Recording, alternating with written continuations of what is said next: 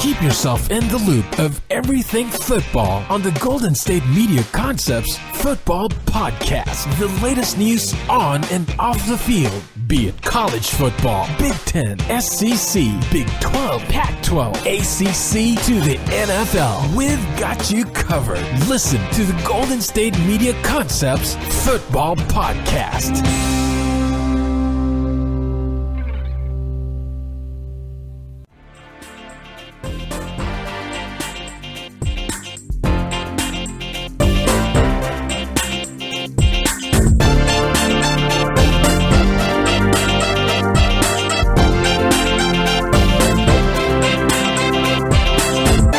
All right, and welcome to the GSMC Football Podcast.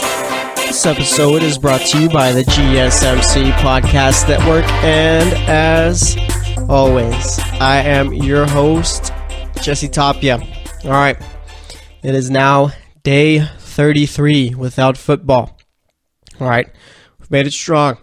And again, every show, I'm going to let you know what day it is, just so we're all on the same page. All right, day now 33 without football. It's been tough, but everything's starting to heat up a bit. Players are starting to get cut. Players are starting to get traded. All right, stuff is happening. DeMarco Murray got cut. We'll be talking about that.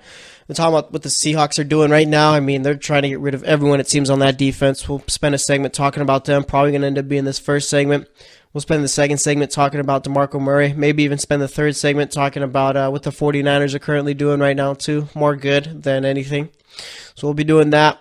Let's see, fourth segment, we'll also be talking about whatever else is going on in football. And then for that third segment, too, talking about San Francisco, we might just talk about other top free agents in this, just top free agents right now, too. Talk about where they could end up. Like you said, we talked about Alec Robinson on Tuesday. Maybe talk a bit more about him. And pretty much talk about everything else that's going on. So we'll be doing that. And like I said, for the fourth segment, we'll be talking about anything else going on in the world of football, whether it be draft news, whether it be free agent news, whether it be just me talking about whatever's coming to my mind. Who knows? But we'll do that for the fourth segment. So, like I said, that's what's going on. Day 33 without football. We're getting stronger. Free agency starts March 14th. We got that. It's going to heat up a little bit more. Also, too, I mean, you got players like Ndamukong Suh who can get cut. I mean, Earl Thomas could get traded. We're going to talk about him in the first segment right here. So there's a whole lot going on. So we'll have free agency to look forward to. Once that's going on, we'll have the draft right after, which is the end of April. And then pretty much just wait till OTAs and training camp, I guess. It's pretty bad, too, and we got to look forward to OTAs. You just need some type of football, all right? March Madness is coming up. Maybe that'll distract us a bit if you're a college basketball fan. I feel like March Madness, too, is like for everyone. You don't necessarily have to be a college basketball fan to watch. It's something fun to watch either way. But either way, that's what's going on today. So let's get it started. What are the Seattle Seahawks currently doing? Like, what is their plan? Are they trying to rebuild, or are they just trying to build a different culture? Or is that just it right there? Both of them. All right. I was kind of confused at first as to what they were trying to do. I mean, I understand getting rid of Richard Sherman, which they haven't done yet. It's looking like they're going to be doing that soon.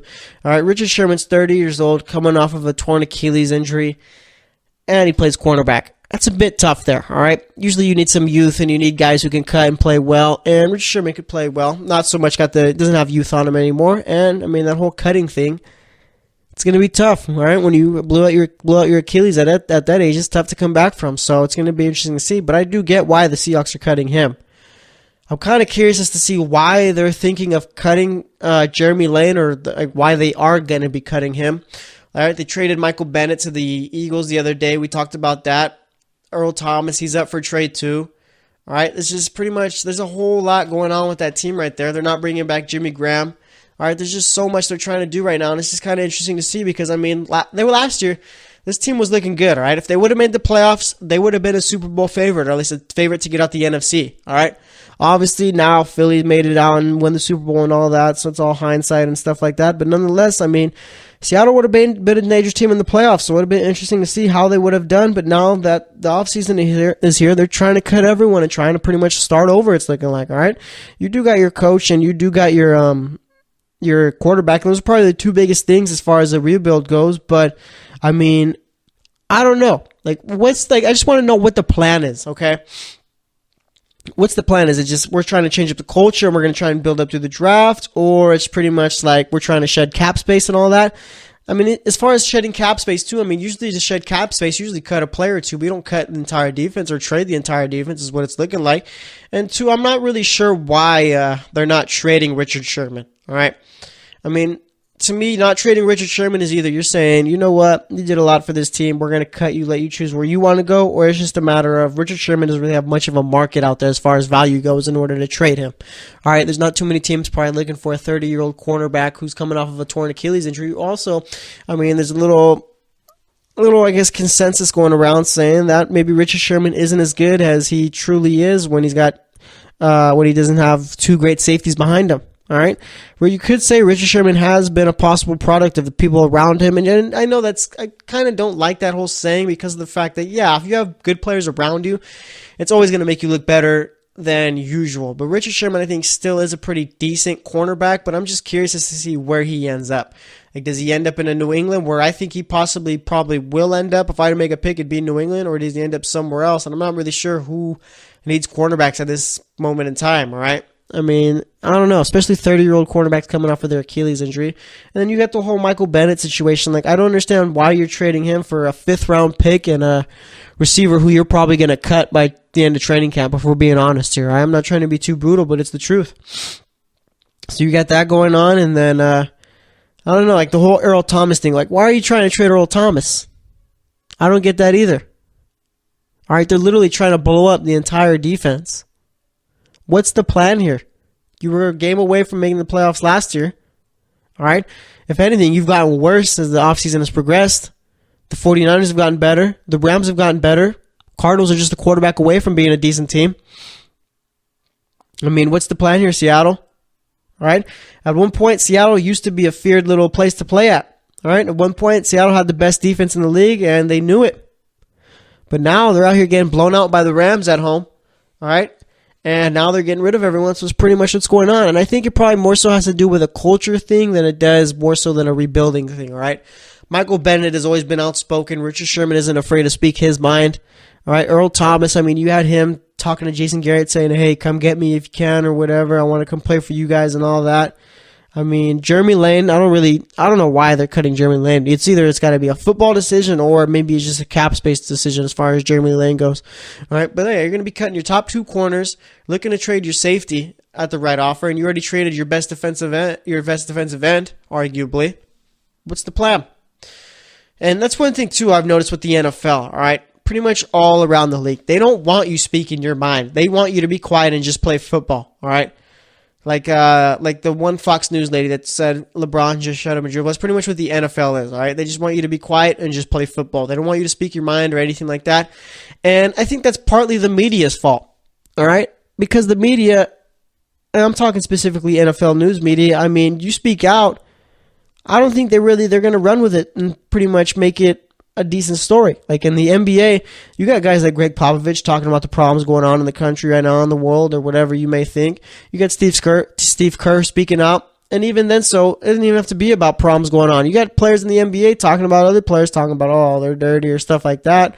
And in the NFL, I mean, that's frowned upon. In the NBA, I feel that's encouraged. I feel like that's why the NBA has gotten so big now, is because people can speak their mind. And there's no problems with it. You don't see the media running with stories, oh, is this coach or player distraction because of what they said? No, that's not the case at all. That's never been the case as far as what story they put out. It's always like, oh, maybe they have a point, or these guys are very active as far as what's going on. All right, in the NFL, it's, these guys, like perfect is the protests in the NFL, the social inequality protests, all right? They call them national anthem protests. They're not national anthem protests. They're social inequality, social equality protests, or whatever it was called, all right? Like that. That was turned into a whole different thing, pretty much got away from the message they were trying to put out. All right.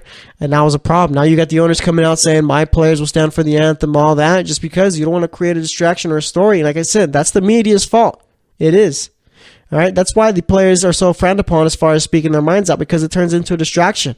All right. Just imagine. I mean, the Seahawks been pretty good, so it hasn't really been that much of a distraction as far as the players speaking out. But just imagine if they were a bad team and they were speaking out. It'd be crazy, all right? And you already have stories, too, of the Seattle Seahawks locker room being kind of dysfunctional, all right? It's been more so with the defense being with the defense and the offense being with the offense. I mean, just stories coming out, or stories that have came out saying that Richard Sherman's talking smack to Russell Wilson during practice and all that, getting in his head and stuff like that, or at least trying to.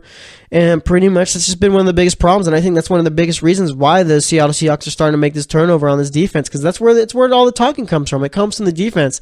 It's not coming from Russell Wilson. It's not coming from Doug Baldwin. It's not coming from Paul Richardson or any of those running backs they have at any certain day of the week. All right, it's coming from the defense, and I think that's the biggest thing right there. I don't know if it's Pete Carroll, because Pete Carroll has always been the type of guy, you know what, I'm okay with my players speaking out, and it's fine with me. There's no problem with it. I like when they speak their minds. It has to be something from the front office saying, you know what, we don't want to do this anymore. We want our players to pretty much be quiet and go on about their business. So I think that's more so what it has to do rather than just a rebuild. Because like I said, I mean, you got Pete Carroll, who's a good coach in this league. You got Russell Wilson, who's a top 5 quarterback in this league, probably top 6. He's the 6th or 5th best quarterback in the league. It just depends where you have yours ranked at. All right. So I mean, you have that going on, and like I said, even if they're getting rid of all these defensive players, Seattle's not going to be a bad team. All right. Seattle, they still have Russell Wilson, so he's going to be able to mask a whole lot of the problems that they'll end up having. And I think that Seattle could end up drafting pretty well this year and picking up some good players for the defense. Because I mean, I don't know, I don't really see too many players in free agency, defensive players that can go out and help. Maybe you go out and get a Patrick Robinson type player. All right, had a really good year with Philly. Maybe you go out and get a Muhammad Wilkerson to come play on that defensive line. All right, just really didn't really work out too well with the Jets there. Maybe he could do something with the Seahawks. I don't know. It's kind of interesting to see how it all ends up. I mean, it's not like just the defense, too. This team's got to fix up what they got going on at running back. All right, maybe you need to pick up another number 2 receiver. You need to fix up the offensive line. If anything, they got more holes than they do just good things on that team. All right? You're going to need a couple more cornerbacks. If you trade Earl Thomas, you're going to need another safety, and you're going to need to fix up the defensive line. And like I said, there's still problems on offense you got to fix up. So it's going to be interesting to see what happens with the Seahawks. And like I said, it's just kind of intriguing because you got the 49ers who have gotten better. The Rams have gotten better. And like I said, the Cardinals aren't that bad of a team. I believe they finished 8-8 this season. So we'll see what their plan is. I mean, like I said, it's probably going to be more so building through the draft as far as the defense goes. Possibly, maybe they can go to Patrick Robinson or Muhammad Wilkerson, but I don't know really what they got going on. I think it's just more so of a culture change rather than anything else. I mean, I really doubt that they want those outspoken type players. So we'll see. But either way, that's going to wrap it up for this segment. Just wanted to start out talking about Seattle for a bit. Next up, we're going to be talking about Tennessee. Pretty much just making the segment all about the Titans. Talk about DeMarco Murray too. See where he can end up since he's been cut. So stay tuned for that. The rest of the show, like I said, third segment, we'll be talking about the 49ers a bit more. They extended Marquise Goodwin. Probably going to talk about Le'Veon Bell also. He's been a story this week. Said he's going to be playing under the franchise tag this season. So we'll be talking about that whole situation, the bigger picture. And then for the fourth segment, like I said, we'll be talking about anything else going on in football. So stay tuned, and we'll be right back. Are you looking for help for your fantasy football team? Check out the GSMC Fantasy Football Podcast. Get today's best advice on who to start, who to sit, even who you should draft. From sleeper picks to red-hot lineups, they got it all covered for you. That's GSMCpodcast.com/fantasy-football-podcast. We'll cover traditional leagues, dynasty, PPR, even IDP leagues. When you need fantasy help, there's just one show to hit up. Don't forget to like them on Facebook and follow them on Twitter. Visit GSMCpodcast.com for more info.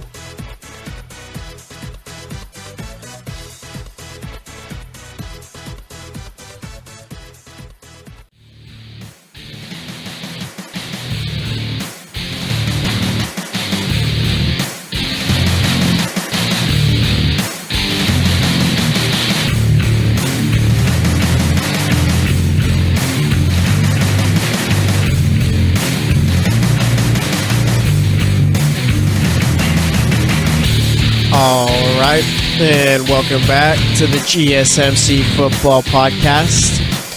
Basically spent that first segment just talking about the Seahawks and what they're doing as far as the moves they're making right now. All right, they're going to be cutting Richard Sherman. Looks like they're going to be cutting Jeremy Lane. Traded Michael Bennett already to Philly. It's looking like Earl Thomas could be available via trade. I mean, they're trying to just change the entire culture there, all right? Because if you remember, I mean, there's been questions as to how dysfunctional the locker room was and all that with Richard Sherman yelling at Russell Wilson during practice as far as just scrimmages and stuff like that. I don't know. I think it's a little bit overblown as far as it all goes. But, I mean, the team has been really vocal. And, I mean, Pete Carroll has allowed it to happen. All right? And I don't have a problem with players voicing their opinion, too. Like I said earlier, the NBA does it. more so than not. And I mean, it's not really seen as a problem. You don't have the media going out writing a story about how these guys are distractions or anything like that. The only time you ever see that is in the NFL. These writers love to go out and pretty much write a piece on how distracting some players are if they're speaking their mind. So I know one thing too, the NFL is really frowned upon when it comes to speaking out your mind, right? They want you to be quiet and play football. So I guess that's just what it is going on in Seattle right now. I'm sure it's more so a front office move than it is the Pete Carroll's move, because like I said, Pete Carroll's always been for these players speaking out, but maybe the front office is like, this is just way too much. It's been a distraction. Team really hasn't been playing well, so we'll blow it up. So you got that going on, and then for the Titans, all right, we're going to be talking about them in this segment. They're cutting DeMarco Murray. What does it mean for that team? What does it mean for DeMarco Murray? And pretty much just talk about everything that has to do with it, all right? So let's get into it. DeMarco Murray got cut by the Titans this morning, which was Thursday morning. We're going to free up $6.9 million in cap space, all right? Now I think the Titans currently have 54, like almost nearly $55 million in cap space, I think it is. So, I mean, that's good for a coach coming into his first year, and it's good for a guy like Marcus Mariota. This team needs to build a team around Marcus Mariota, and I think they started off by doing it by cutting DeMarco Murray. All right? You already got Derrick Henry, okay? And I really liked Derrick Henry last year. He showed flashes and played well when he did get more of an opportunity, and I feel like the Titans probably should have gave him the reins earlier than what they did, all right? Because in the last couple of games and even in the playoff game, they had Derrick Henry as the lead back, and that should have been the case for most of the season.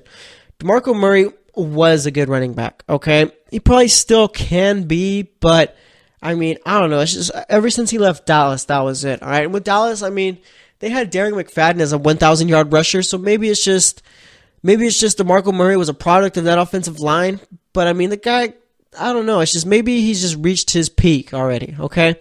Because he played well in Dallas, went to Philly. That did not work out at all. Like, I feel like Philly fans just want to forget the DeMarco Murray era there. All right, didn't work out there. Ends up in Tennessee and played okay. But other than that, I mean, that's just it. It was okay. It wasn't great. Wasn't amazing. Wasn't bad. It was just all right. It was average. All right. So now he's a free agent. And like I said, Derrick Henry's going to be the lead back. I like it. I think it's the right move. All right. Now you free up cap space. Now you could probably go and get like I said, it's same thing like the Seahawks. Go out and get a guy like Patrick Robinson, possibly. All right. Because your secondary was brutal. Adoree Jackson is a glorified track star at cornerback. All right, that's just all it is. And I'm pretty sure Adoree Jackson was a track star too at USC. So I mean, you put in a Patrick Robinson there, that fixes up a couple of holes, fixes up one hole. I mean, you still got to fix up the rest of the secondary. All right, they need D-line help too. I mean, they're pretty much in the same boat as Seattle, honestly, if you think about it. All right, you got your quarterback, you got your coach. I guess, I don't know, who's a better team right now, Tennessee or Seattle? I guess you'd have to go Seattle just because they have the better quarterback, but, I mean, I think Tennessee has a better all-around team. They got better running backs. Quarterback I'll give to Seattle. I guess wide receiver you could give to Seattle, but I wouldn't sleep on Corey Davis. And that's one thing, too. I think Tennessee could be in play for a guy like Allen Robinson. I could see that happening, all right? Allen Robinson right now has been more so linked to the Bears, to the Colts, and to the 49ers. And, I mean, if I had to pick between those three teams as to where he's going to be, San Francisco, who we're going to be talking about in the next segment. But either way, I mean, Allen Robinson and Tennessee doesn't sound too bad to me. You have him on one side, Corey Davis on the other. I think they still have, did they cut Dorial Green-Beckham yet? Or do they still have him? That guy just never worked out really there. You got Derrick Henry. You got an offensive line who's played pretty well. Tennessee, AFC South, I mean, there's going to be a lot of good divisions of football this season, and the AFC South could be one of them, all right? In the AFC South, you're going to have guys like Deshaun Watson. You got, I guess, Blake Bortles and that good Jacksonville Jaguars team right there. Tennessee should be a decent team, and if the Colts get Andrew Luck back, I mean, they're going to be a top team too. So it could very well be the top team in the division right there. But yeah, if I'm Tennessee, I'm going after Patrick Robinson. I'm going after Allen Robinson, all right? Those two will fix up some problems there. Allen Robinson makes Marcus Mariota better, and it's going to be interesting to see because the Titans, they're going to be running a fast-paced offense, all right? It's not going to be one of those like how it was last year. It's going to be more so Marcus Mariota taking off a bit more. I mean, you brought in Mark Helfrich to be the offensive coordinator. We all know what he did at Oregon, all right? We all know the kind of offense Oregon ran. All right, Oregon is pretty much spread, fast, tap the ball for team has a chance to get ready on defense, all right? They run a real fast-paced offense, and if I'm the Titans, that's exactly what I'm trying to do, all right? Pretty much trying to bring the college-style offense to the NFL. That's where Marcus Mariota could thrive, all right? And Derrick Henry, I think, is a good running back for that, too. He's quick. Derrick Henry pretty much has everything you'd want in a running back. He's quick, he's strong, and he holds on to the ball, all right? And you can give him the ball 25 to 30 times, and he'll be fine. All right, so it's going to be interesting to see what they got going on there. But as far as DeMarco Murray goes, I mean, that's just another free agent added to this list. And we're going to be talking more about free agents in the next segment too, and maybe into the fourth segment.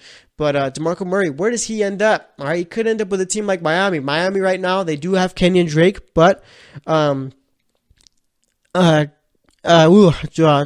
blank on his name right now. Adam Gase He has talked about how he likes the idea of having two running backs out there and pretty much deciding which one going with the hot hand and stuff like that. Pretty much a committee, how the league has been doing it recently. So I mean, he could end up Miami, and I think he'd be a pretty good running back in Miami. All right, you don't need him to be the starter or anything like that. You could have, or actually, DeMarco Murray probably would be the starter, but like I said, you'd have him and Kenyon Drake splitting time. All right, and that'd be a nice little 1-2 duo there, especially losing a guy like Jarvis Landry. You're going to need another offensive weapon there. And even then, so I mean, if they pick up a new quarterback and Tanner doesn't work out, it's going to be tough, or it's going to be big for DeMarco Murray and Kenyon Drake to play well if you're going to have a new quarterback out there. But that's one team I could see him going to. Let's see, who else could use a running back right now? The Jets. I could see them going with a guy like DeMarco Murray. I'd still see them drafting a guy in the middle rounds of the draft.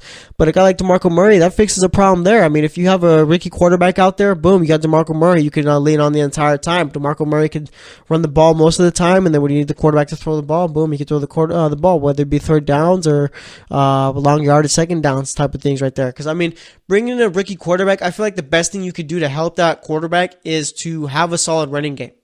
All right, because then if you have a solid running game, that's one way you can win there. All right, you don't need the quarterback to go out, throw the ball 40 times a game, and try and win it on his own, rather than you kind of develop him, let him progress, and as it goes, then he gets better. Whereas if you got the running back there, like I said, just right there, he develops and plays well. And if you don't have the running back there, then you got the guy throwing 40 times a game, and he's going to struggle. All right, that's why I think the Browns should go Saquon Barkley at number one. Whether it be like bringing in a guy like Case Keenum if you're the Browns, okay? You bring in Case Keenum. Case Keenum is a product of what's around him. If you have a bad team around Case Keenum, he's not really going to play too well. You got a Saquon Barkley back there, boom. You give him the ball a whole bunch. You got a Josh Gordon out there. You got a David Njoku out there. You got a Corey Coleman out there, all right? So that's where I see you draft a guy like Saquon Barkley. You take Sam Darnold with the number 4 pick, and I'm happy with that. All right, like I've said before, I think Josh Rosen is the best quarterback in this draft, but it doesn't really matter who you draft because, I mean, if you have a solid running game and solid receivers, chances are the quarterback's going to play well. That's where Josh Allen works right there. I mean, Josh Allen really isn't a fit besides there. Yeah, I think Josh Allen is more so a fit just in Cleveland. I think he struggles anywhere else he goes unless they sit him down to develop a little bit more. All right? Because it's kind of weird. I mean, before we started doing the mock drafts and stuff like that, before it started heating up now with the combine and all that, Josh Allen was seen as a project. All right, I'm not really sure where this whole first pick of the draft Josh Allen hype came out of. I mean, I think it's more so Mel Kiper than anything that's been talking about it. I mean, but other than that, I mean, Josh Allen has a worse completion percentage, I believe, than Lamar Jackson.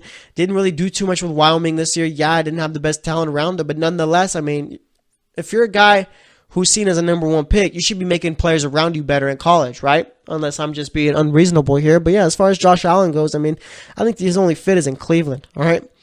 But as far as everything else goes, yeah, you need a running back in order to help that quarterback develop. All right, and again, this is all going back to DeMarco Murray. So, I mean, the Jets, that could be a possible spot for him. Let's see who else needs a running back. The Colts need a running back. If they don't get Saquon Barkley, I could see DeMarco Murray going to the Colts. But that's sort of like a Frank Gore type situation. You're going to have an older running back out there. That's not really fixing too many problems. But, I mean, Frank Gore did run for almost 1,000 yards this year. And me and Tatum have been going pretty back and forth, too, on Frank Gore, actually, as far as whether or not he's a Hall of Famer. It's been going on. This conversation's going on the last week and a half. I think Frank Gore is a Hall of Famer, no doubt. I think it's not going to be first ballot or anything like that. I think he gets in a few years after he's eligible, but nonetheless, I think he's a Hall of Famer, right? Top 5 in rushing all time, top 12 in all-purpose yards. You have to put a guy like that in, right? If you listen to this right now, go ahead and tweet at the GSMC Football Podcast. I think it's GSMC_Football Podcast. Give us your thoughts if you think that Frank Gore is a Hall of Famer. I really, truly think he is. But nonetheless, getting back to the point, that's pretty much what the Colts would be doing there, bringing in a guy like Frank Gore. I guess comparing him to DeMarco Murray. Are you bringing in DeMarco Murray? What problem is that going to fix? You're going to need a running back in the next couple of years anyways, right? DeMarco Murray, his play has diminished a bit, all right? Can't lie here. It has gotten a little bit worse. So, I mean, you bring him in. Yeah, I think he could play well since you have an Andrew Luck out there. That's one thing, too. None of this works with the Colts. Nothing that they do works unless you have Andrew Luck out there. If Andrew Luck's not out there, you're going to struggle. So they got to figure out a way to get it going there. But as far as everything else goes, I do like what the Titans are doing. And I think the Titans let's not forget, all right? The Titans did make the playoffs this past season. It wasn't pretty by any means, all right? They kind of limped their way into the playoffs. But nonetheless, they made it in, all right? Did they get blown out by the Patriots in the first round? Yes, they did, all right? But look at it this way, all right? They made the playoffs, and let's put everything into perspective. They made the playoffs. Marcus Mariota had his worst year as a quarterback in the NFL, was third in the league in interceptions. All right, coach Mike Mularkey didn't really know what he was doing out there. Was going back and forth between running backs and was even making DeMarco Murray more the lead guy so than Derrick Henry was when it should have been Derrick Henry the entire time. The receivers struggled this year. Corey Davis showed some promise in the game against the Patriots in the divisional round. Let's see, who'd they beat in the playoffs too? They beat the Chiefs. They came back on the Chiefs. I forgot about that. The Chiefs are kind of an intriguing team to me too, as far as what they got going on. I mean, you got Patrick Mahomes and all that. Maybe we'll talk about the Chiefs in the fourth segment, possibly. But either way, I mean, yeah, they made the playoffs. The defense wasn't that good either. The Titans as a whole made the playoffs, but they weren't that good of a team. All right, so you make the playoffs that way. All you got to do is make some minor fixes, I feel. All right, you do that by bringing in the coach. You run a high, fast-paced offense. All right, you help play more to Marcus Mariota's strengths than the coach before did. All right, now you made a great move, making Derrick Henry your lead back going forward, getting rid of DeMarco Murray. Like I said, that opens up cap space. Now they got about $54.5 million in cap space, or even 55. I think it's like 54.9 or 54.5. Either way, it's near 55. All right, you go ahead and go and get a guy like Patrick Robinson, possibly to fix up that secondary. All right, or even bring in a guy like Allen Robinson, maybe to go play with Corey Davis. You got Delaney Walker, who's a top tight end in this league still. The dude's been around the league forever, I feel. I remember him when he was still in San Francisco. But either way, you got that going for you. And, I mean, you do have a nice little couple of good safeties out there. You got to fix up the defensive line a bit. Your linebackers are looking good. So, I mean, the Tennessee Titans aren't a team that's far. I think the Tennessee could make them find themselves back into the playoffs again. All right? It's pretty much just going to be tough, though, with the division they're playing. And like I said earlier, you got Deshaun Watson. You got that Texans team. With Deshaun Watson, they could very well win that division. All right, then you got the Jaguars, who got one of the best defenses in the league. Blake Bortles looked good in the playoffs. You got Leonard Fournette, who's a top 10 running back already, possibly even top 7, top 5. Maybe if you want to make that argument. You got solid receivers on that team. And then you got the Colts, who, if you got Andrew Luck, they have all the chance in the world at winning. So it's going to be interesting to see what the Titans do. But I do like the fact that they cut DeMarco Murray and made Derrick Henry their lead back this season. And one thing with DeMarco Murray, too, I wouldn't be surprised if he ends up in Tampa Bay. That's probably the most logical place for DeMarco Murray to end up. All right, they got tons of cap space. You already got your franchise quarterback. You already got Mike Evans. You got Deshaun Jackson. You got O.J. Howard, who showed promise. Got to fix up the defense. But you do also need a running back since you're not bringing back Doug Martin. DeMarco Murray could be a nice little fit there, right? Because I know Tampa Bay is the team that wants to make the playoffs instead of trying to rebuild still, excuse me. So you got that going for him. So I see, if I had to make my pick for where DeMarco Murray ends up, I'd say it's probably going to be in Tampa Bay, but we'll have to wait and see. But that's all I got to say about that. Next up, we're going to be talking about the free agents a bit. Going to talk about San Francisco, what they got going on. Really like what they've been doing this offseason. So stay tuned, and we'll be right back. Check out the show that's built on the MMA. From the UFC to extreme cage fighting, they got the fights covered. Check out the GSMC MMA podcast. Get the latest news on past or upcoming fights. Join us as we talk to and about some of the biggest names in the MMA, past, present, and future. When it's the fight game, there's just one show to check out. GSMCpodcast.com/MMA-podcast. Don't forget to like them on Facebook and follow them on Twitter. Visit GSMCpodcast.com for more info.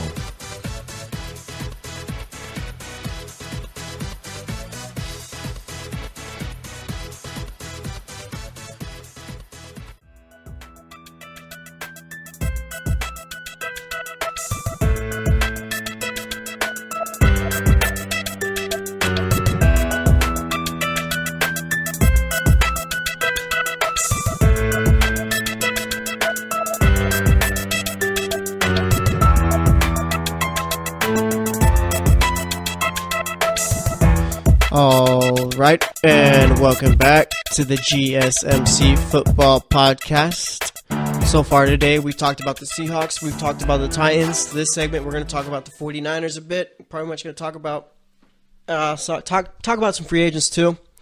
And then for the fourth segment, we'll be talking about anything else going on in football. Actually, you know what? We might just talk about free agents in the next segment, talk about the quarterbacks a bit. Not Kirk Cousins. All right, I know we talked about Kirk Cousins and left, but maybe this segment we'll talk about the 49ers. We'll talk a bit about Le'Veon Bell, saying how he's going to be playing under the franchise tag. So maybe we'll be doing that. Either way, we usually have something to talk about at all times. So you know how it goes. All right, but let's talk about San Francisco, okay? I like what they've been doing this offseason. First and foremost, they locked up their quarterback, Jimmy G. Gave him a, 5-year, $135 million deal, something like that, somewhere around there, making it $37.5 million, I believe it is. All right, so they did that. That was the first move you had to get done. All right, we all know it. Okay, now they've been pretty much just, I don't know, pretty much like waiting to see what's going on as far as free agency goes. And you know what I like they did today is that they extended Marquise Goodwin. All right, that's a big move right there. All right, I was talking about him on Tuesday's show, talking about how he was a big plus for them this past season. Talking about how he got better with Jimmy Garoppolo out there, and that's what you do too. This is what smart teams do. When your quarterback has a great season or a good season, and he has certain receivers that he likes throwing to, and you could tell, you don't let them play out their contracts. You give them extensions, because by doing that, you give the quarterback someone they could trust to throw the ball to, and you also, the receiver, he feels comfortable playing with a guy like that because he knows he's going to get the ball and he knows he's going to play well. All right? And that's what the 49ers are doing. They're pretty much building for long term. They're trying to build up their team now. They're trying to lock up the guys they got, and they're going to try and build through free agency also, like the little pieces you got left that you need to fix up, all right? And that's where like the secondary comes, like in the draft and all that, and then maybe they go out, because you still need a number one receiver for San Francisco, okay? Marquise Goodwin is very good, could be a number 2 or possibly even a number 3, and you got Pierre Garçon. And that's one thing I just don't like too much, too, is all the money they give Pierre Garçon. All right, I'm not sure if that was John Lynch's deal that he did or not, but either way, it still was a lot of money to give to the guy. But either way, Pierre Garçon played well way before he got hurt. So you got him, you got Goodwin, you got Taylor, you got Kittle. I think Kittle's the tight end or Taylor. Either way, one of them plays tight end. All right, and now I think your biggest move is to go out and get an Allen Robinson. All right, that's what you got to do. You don't go after anyone else in free agency besides Allen Robinson. You lock up Allen Robinson, your team, that's a playoff team right there, okay? Because then you got the draft, where it's pretty deep as far as the cornerback position goes, at least I believe. And it's kind of curious to see, what did the San Francisco do, okay? Because you do have Reuben Foster you drafted in the first round last year. But he does have some legal matters he's got to attend to. So, do you think that you go ahead with that and not draft a running back in the first round, meaning you don't go after Tremaine Edmonds or you don't go after Roquan Smith, both who could be game changers on defense, and go with a cornerback, either Denzel Ward or Josh Jackson? Or do you go with those 2 running backs? Or do you even go Quentin Nelson if he falls down to you? And I've been seeing too, I didn't really watch the 49ers too much last season, but I've been seeing that they had offensive line trouble. If Nelson is there, because it's been talked about, like Nelson is the best player in the draft possibly as far as impact. I mean, you can't go wrong picking up top guards in this league, all right? You have a guard that's going to make your center better, and that's going to make your tackle better, all right? And Quentin Nelson, I think, could possibly be that right there. So, I mean, San Francisco's a whole bunch of stuff they need to worry about as far as what they're doing. Not like worry about, but pretty much they have a lot of decisions they have to make, okay? We locked up Goodwin. Now, like I say, you go get Allen Robinson. Let me see what their cap situation is looking like too. I think they had like the 4th most cap space in the league after they signed Garoppolo, and they're still pretty high up there even after giving Goodwin his contract extension. They still got the 5th most cap space in the league with $67 million left. I mean, that's still enough to go out and get a guy like Allen Robinson. That's one thing too. I mean, you could never have enough cap space. You get all these good players out here. All right, so like, it's going to be interesting to see, like, Allen Robinson, because he could end up with a team like the Colts, he could end up with the 49ers, the Chicago Bears, or even the Tennessee Titans, like I was talking about earlier. And Tennessee might be, because I doubt it happens, honestly. I mean, that'd be a nice little fit, but I think they like what they got in Corey Davis, but I think you can never have enough good players on your team. And I think Tennessee is the only team that could compete with a team like San Francisco as far as going for a guy like Allen Robinson, because, I mean, Allen Robinson, because remember, these guys are all humans, all right? They all think the same way we do, all right? You got Allen Robinson probably thinking, you know what? Jacksonville's going with all these other guys after all I did with that team. Didn't franchise me, didn't even want me back. So let me go play with Tennessee where they made the playoffs too. Got a nice quarterback, probably even better quarterback than Blake Bortles, all right? Got a nice little coaching staff, going to run a nice little fast-paced, powerful offense. Let me go play with them and play against Jacksonville for 2 times a year and make them pay for it. All right. And like I said, Tennessee is a team that could very well make the playoffs this season once again. They made the playoffs last year being a pretty bad team, if we're being honest here. If you watch Tennessee, they were not that good. Nonetheless, they made the playoffs. Yeah, it was probably a product of the AFC just being so bad, but either way, they made it. So, I mean, as far as San Francisco and Tennessee goes, I mean, like I said, that's the only team that can compete with them as far as who can get Allen Robinson. Let's see, is there anyone else that really needs a receiver that could compete with these two teams right here? I'm not too sure. I think that's pretty much it right there. I mean, the Ravens need a receiver, but they don't really have enough cap space to go out and do something like that unless they create more space. And yeah, it's pretty much going to come down to, I think, personally, the Colts, the Bears, the San Francisco 49ers, and the Titans. And I still think that Allen Robinson ends up in San Francisco. There's just literally no reason not to go play for them right there. You got franchise quarterback. You got a great coach. You got nice weapons out there. You got a nice little defense that's young and developing still. And that's one thing, too, with San Francisco I forgot to realize is that they still need a running back. Are you bringing back Carlos Hyde, or are you looking to the draft? All right, if somehow the running back from LSU, I believe his last name is Geis, ends up available for San Francisco in the second round, you take him. All right, you definitely take him. If they could get him, then San Francisco might have one of the best offenses in the league if they're able to get Allen Robinson too. That would be a nasty offense because you got a younger running back, one who isn't as injury prone as a Carlos Hyde. And even with Carlos Hyde, I don't even know if you call him injury prone anymore because the guy just really didn't get hurt at all this season, but he did have to split carries with Brida, whatever his last name is. So you got to do that there. But it's kind of interesting to see how it's all going to end up for San Francisco, right? They're a couple moves away from, I don't want to say competing for the division, but competing from the wild card.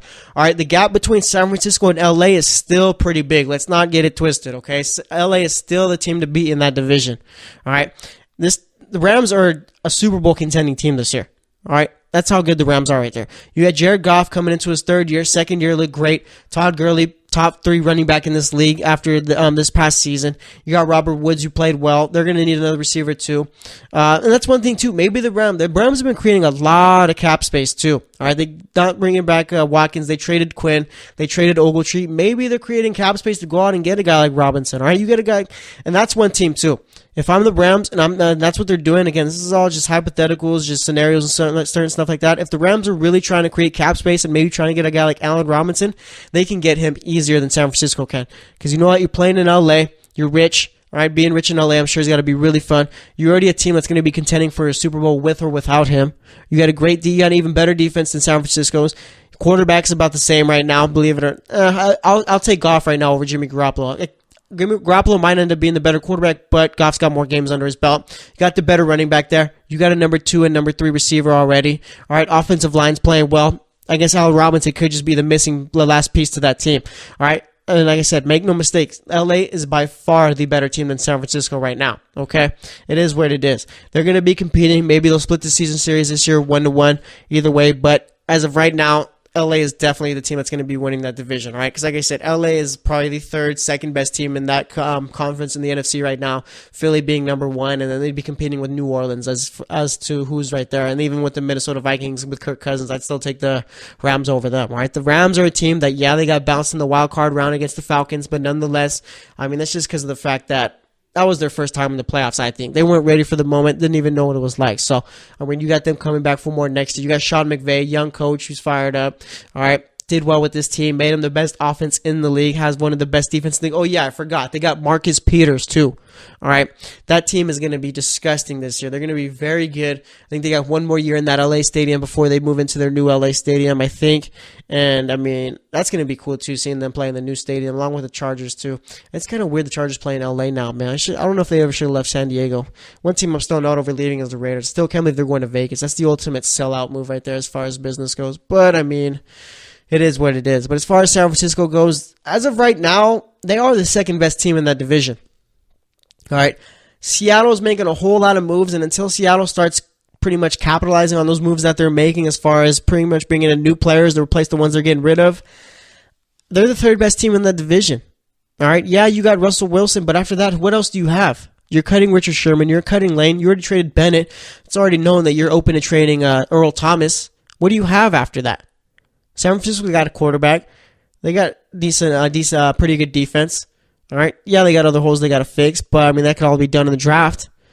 I'd take San Francisco over Seattle right now. But Seattle then is still a pretty good team. It's not like Seattle's a bad team. I just think San Francisco's slightly better than Seattle right now. They're pretty much in the same level. It's like it goes LA, and then it goes the next tier, Seattle and San Francisco. And then, like I said, Arizona could very much find themselves in the mix there if they get a quarterback, whether it be an A.J. McCarron or a Case Keenum or even a Nick Foles.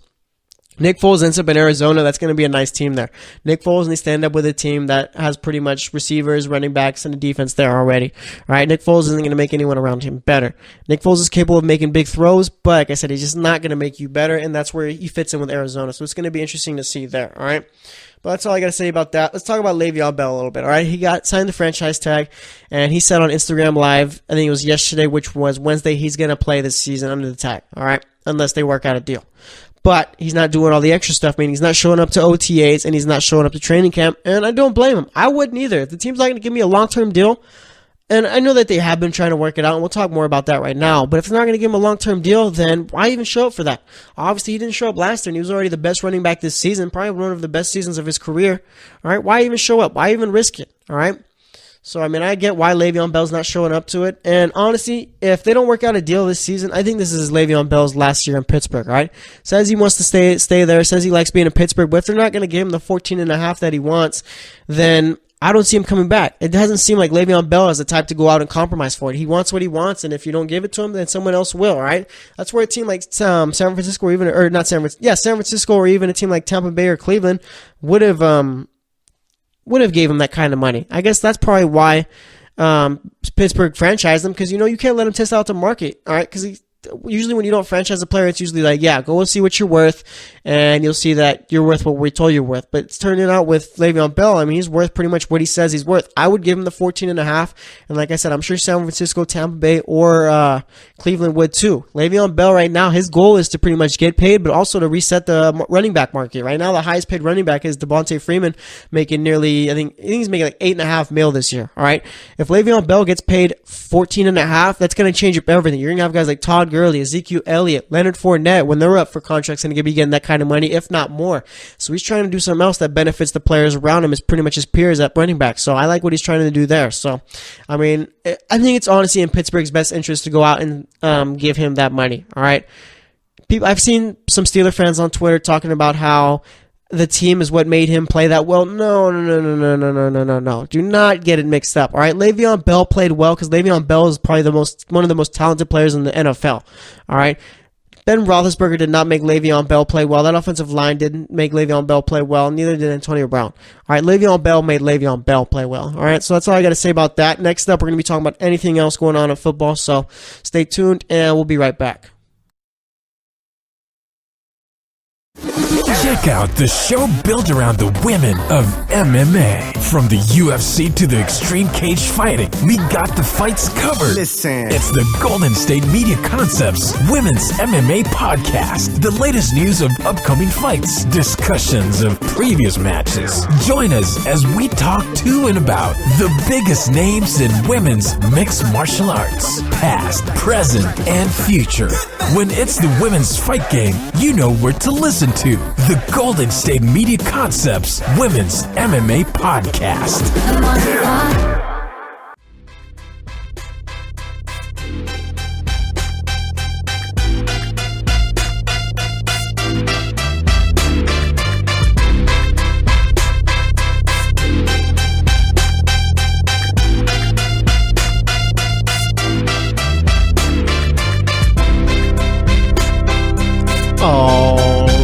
And welcome back to the GSMC Football Podcast.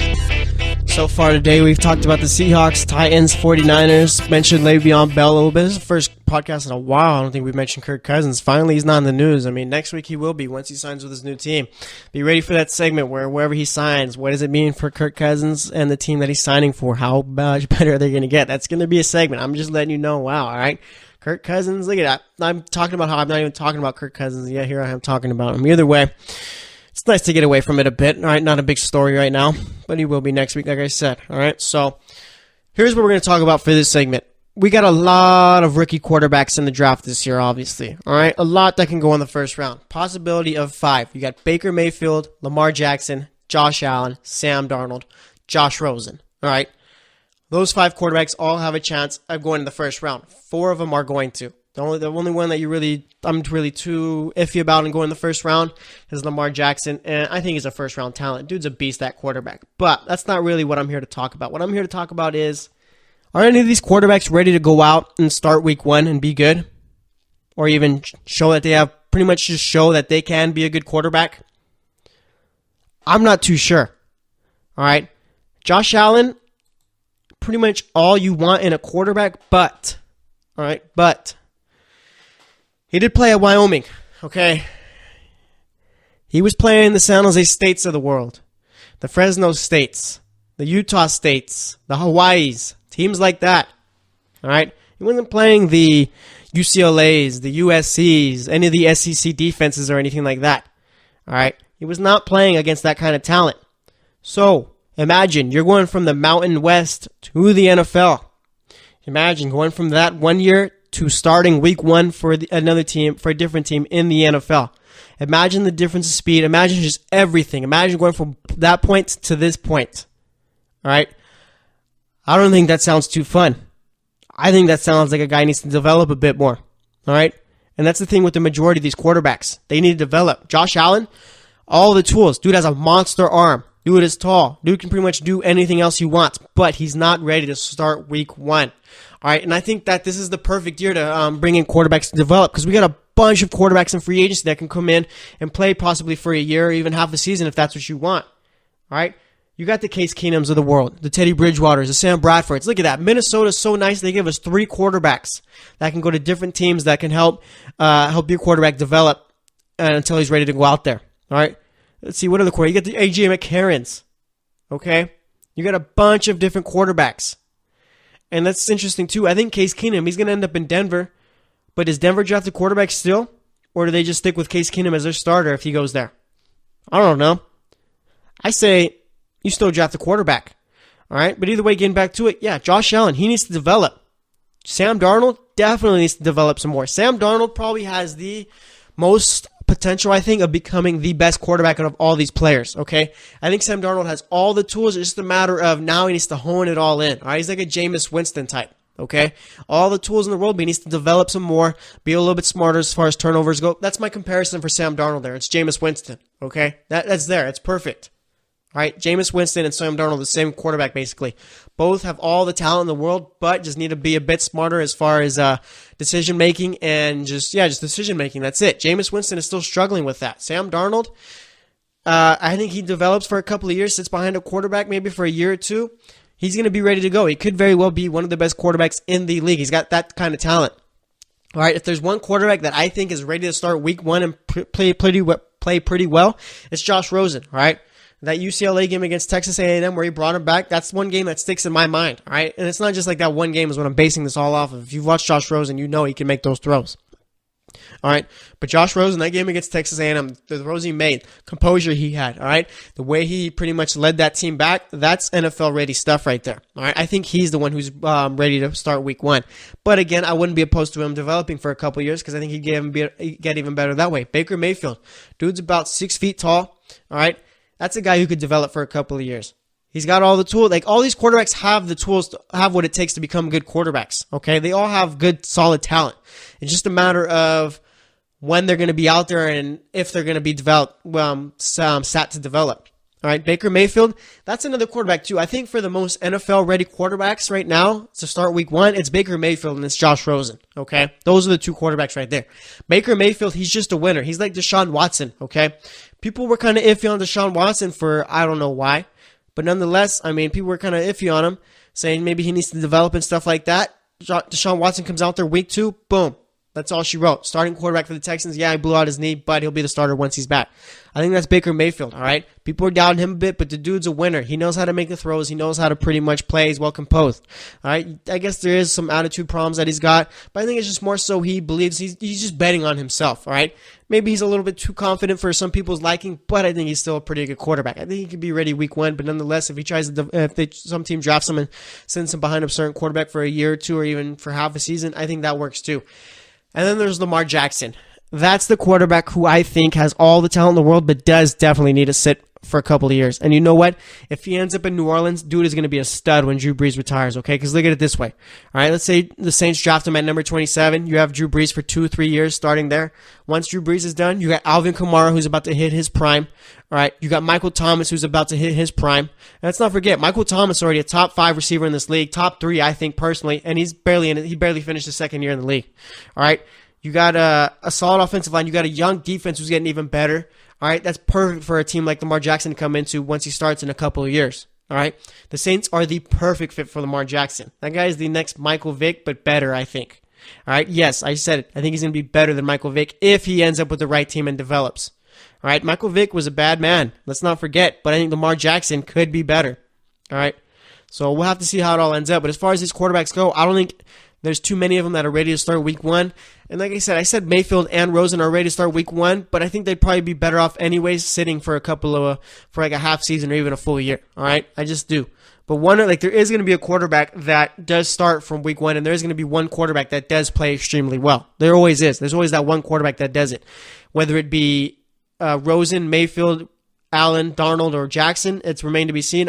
If I had to rank them, I'd be Rosen, then Mayfield, then Darnold. I don't know. I really like Darnold. All right, Darnold I think could end up being the best quarterback in this draft, but he does have to sit a year. All right, unless he figured out those turnover problems in the offseason. Okay, the guy's literally Jameis Winston 2.0. Literally. All right, strong arm, leader, can play well, just got to limit the turnovers. If he does that, they're fine. So it'll be interesting to see how that all ends up. That's all I really wanted to talk about as far as the quarterbacks go. As far as free agents go, I mean, I might just push that over to the next show right now. I mean, not really too much going on in the league. We still got players. One thing too, I think this offseason is going to be one where we see more star players getting traded than usual. All right, usually it's more. The NFL doesn't really do trades because it's tough and all of that. But I think now, so we're going to see guys like Jarvis Landry getting traded. Earl Thomas could get traded possibly. We got a bunch of other players that could possibly get traded too. I'm still curious to see how much Drew Brees is going to get paid too. That's one thing that's been on my mind lately. How much is Drew Brees going to get? All right, because Kirk Cousins is getting at least 30 mil, at least 31 mil or whatever. Drew Brees, what's he going to do? Is he going to say, you know what, I need more than that? Or is he just going to say, you know what, give me whatever, a little bit more than Jimmy G. And then you got Aaron Rodgers. Right? If Kirk Cousins gets a guaranteed deal, then Aaron Rodgers is going to guaranteed deal, no doubt. So it's going to be interesting to see how it all plays out. But that's pretty much all I have to talk about today. Let's see, anything else going on? Sam Shields is returning to the NFL, going to be signing with the Rams. If Sam Shields can get back to what he used to be, then the Rams are going to have a nice little secondary. All right, they already do have a pretty good secondary. Sam Shields left the NFL for a couple of years because of concussions and all that. So, I mean, if he feels he's fine, then he can play well. So we'll see what's going on there. But as far as everything else goes, that's going to wrap it up for today's show. Today we talked about the Seahawks, we talked about the Titans, talked about the possible landing spots for DeMarco Murray, talked about the 49ers a bit and Le'Veon Bell. This segment we talked about the rookie quarterbacks in the draft, talked about whether any of them are ready to start week 1. All right, well, I think they're all better off developing him for a year or two, but we'll see how it all ends up. But that's going to wrap it up for today's GSMC football podcast. As always, I am your host, Jesse Tapia. We'll be back next Tuesday, so stay tuned until then, and we will talk to you later. You've been listening to the Golden State Media Concepts Football Podcast, part of the Golden State Media Concepts Podcast Network. You can find this show and others like it at www.gsmcpodcast.com. Download our podcast on iTunes, Stitcher, SoundCloud, and Google Play. Just type in GSMC to find all the shows from the Golden State Media Concepts Podcast Network, from movies to music, from sports to entertainment, and even weird news. You can also follow us on Twitter and on Facebook. Thank you, and we hope you have enjoyed today's program.